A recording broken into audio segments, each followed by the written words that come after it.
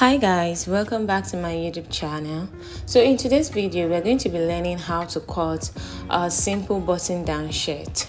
If this is what you are interested in learning, stay tuned to the end. So let's get started. We're going to be cutting out the front piece, and afterward we'll move over to cutting the back piece. Cut out the front part. The first thing you have to do is to mark out 2.5 inches. First of all, mark out 2.5 inches from the beginning of the pattern paper, just like I'm doing. This 2.5 inches is going to serve as the area where the button is going to lay.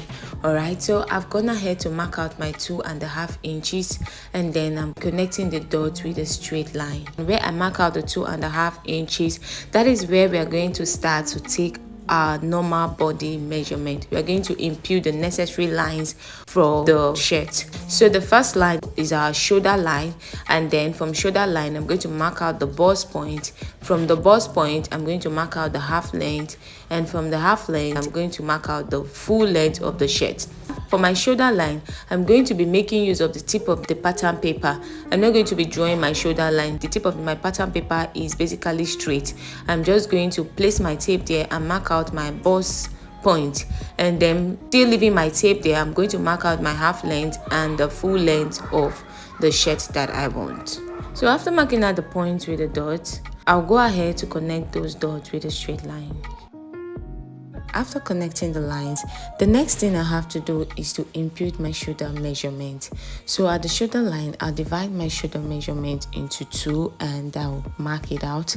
And whatsoever I got there, I'm going to bring it down to mark out my armhole. After marking that out, the next thing I'll have to do is to mark out my desired neck circumference. So for my neck, I'm going to be going in by 2.5 with a length of 3 inches. So I make use of 2.5 inches width and 3 inches length for my neck circumference, and I'll just go ahead to curve it out. Next, from the armhole line, I'm going to come down by 1 inch. This is for my shoulder slope, and then I'm going to slant it into the neck region. From where the shoulder slope started from, I'm going to put my tape there to the end of the armhole and find the midpoint. And from the midpoint, I'm going to go in by 1/2 inch. This is basically to reduce any bugginess in the armhole area. So from the shoulder slope, I'm going to mark out a straight line to meet the midpoint, and I'm not going to complete it because I need my bust circumference to draw out the remaining curve. So I'm just going to leave that there. I love using my bust circumference to draw out my armhole curve. So the next thing I'm going to do right now is to go ahead and mark out all the body circumference. So on the bust area, I divided my bust by 4 and added 1/2 inch ease, and I went ahead to mark that out. And afterward, draw out my armhole curve using the bust circumference that I just mark out as a guide. So afterward, I'll go ahead to impute the rest body measurement. So just like I divided my bust circumference into 4 and added 1/2 inch ease, I'll go ahead on the waist area. I'll divide the waist area by 4, add 1/2 inch ease. This is for ease for the shirt so that it will not be too big. If you want your shirt to be a little bit more free, you can add 1 inch for ease or 1.5 inch for ease. You can go ahead to add up to 2 inches ease depending on how free you want the shirt to be. So for this one, I don't want it to be too free and too tight, so I added 1/2 inch ease. Mind you that there is no allowance in this pattern paper, so you can add your allowance when cutting it on your fabric. So afterward, on the hip area, that is the length of the top, I went ahead to mark out my hip circumference at that point, divided by 4 and added 1/2 inch ease, and then connect the lines together. Afterward, I went ahead to extend the line of the neck just to have a guide on where to cut out from. The next thing I'll be working on is the contouring on the lower part of the shirt, because I don't want the shirt to be too sharp at the end. I'm going up by 2 inches from the lower part of the shirt. and then I'm just going to be slanting it in. This is optional. You can decide to sew your shirt like this if you want, but I don't want the lower part of my shirt to be too sharp, so I'm just doing a little contouring in that part. And afterward, we have come to the end of the front piece to cut a female simple shirt, right? Yes, so we can go ahead and cut this out. After cutting this out, this is what it looks like. This is the front piece for the shirt, and then we'll go ahead to proceed to cutting the back.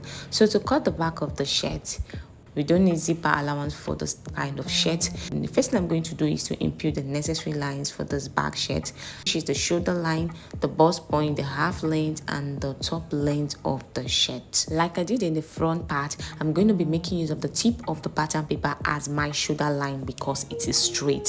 So from that point, I'm going to place my tape on the tip of the pattern paper and mark out my bust point, my half length, and the full length of the shirt. After marking out the dot, I'm going to connect it with a straight line.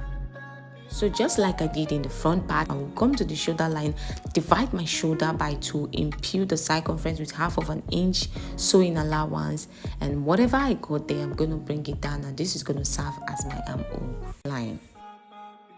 Afterward, I'm going to go ahead also to mark out my desired neck. So for the back part, I'm going to be going in by 2.5 inches for the neck width, just as I did in the front, and ½ inch for the length. So ensure that whatever width you took out for the front piece is what you're also taking out for the back, but the length can be different, but the width should be the same. For my back length, I make use of ½ inch, and for the width 2.5 inch. So I don't want the back to be deep because this is a shirt for the length, so that's why I made use of ½ inch. You can go deep as 3/4 inch. So afterward, I'm marking at my shoulder slope. I went down by 1 inch from my armhole line, and then connect the line to make the neck region, and this serves as my shoulder slope. So to get my armhole curve for the back, I'm going to divide my body circumference and impute it before marking out my armhole curve for the back, just like I love doing. So for this back, I've divided my body circumference into 4, add ½ inch ease allowance, and then I marked that out, and also went down on my half length, divided my waist circumference into 4 plus ½ inch ease, and I marked that out. And for the hip, I divided my hip circumference by 4 at that point, added ½ inch ease, then I marked that out and connected the 3 lines together. After connecting the line, I went ahead to draw out my armhole curve for the back. So afterward, just as we did for the front piece, we're also going to be contouring the bottom part of our back piece so that this can be equal. All right, so just as I went up by 2 inches for the front, I'm also going to go up by 2 inches for this back piece, just to contour that place to avoid it being so sharp. Just as I said, you can sew your shirt like this, you can make use of your shirt like this, but if you don't want it, if you want a contouring, you can go ahead. You can go as deep as 3 inches, 4 inches, 5 inches, depending on how deep you want the bottom part of your shirt to be. So at this point, we have come to the end of the drafting of our back shirt pattern, and then we can go ahead to cut this out. So this is what our shirt is looking like for the front piece and as well as the back piece. So to cut this out, just ensure that your fabric is placed on fold and you are cutting out 2 pieces of this edge to form your shirt. All right, I hope this was helpful. If this was helpful, kindly like, share and subscribe to my YouTube channel, and I'll see you in my next video. Bye guys.